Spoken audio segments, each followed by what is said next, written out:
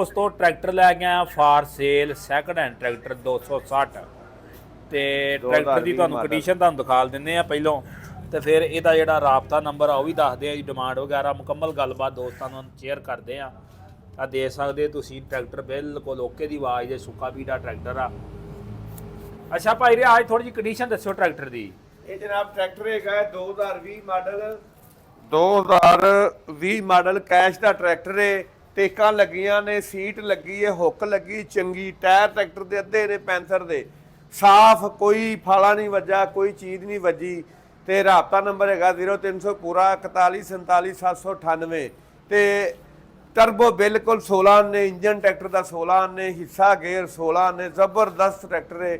ਬਸ ਕਿਥੇ ਲੋਡ ਵਾਸਤੇ ਭਾਈ ਸਾਹਿਬ ਵੇਚਦੇ ਪਏ ਨੇ। ਤੇ ਰਾਬਤਾ ਨੰਬਰ ਤੁਹਾਨੂੰ ਅੱਗੇ ਦਿੱਤਾ ਹੈ, ਦੁਬਾਰਾ ਫਿਰ ਦੇ ਦੇਣਾ 0300 ਪੂਰਾ 414798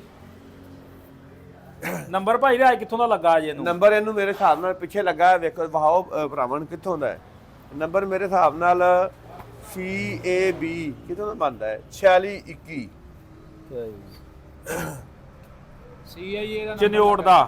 ਚਨਿਓਟ ਦਾ ਖੁੱਲੇ ਕਿਸੇ ਪਾਸੇ ਟਰੈਕਟਰ ਲੀਕ ਨਹੀਂ, ਬਿਹਤਰੀਨ ਟਰੈਕਟਰ ਹੈ, ਬਿਹਤਰੀਨ ਕਿਸਮ ਦਾ।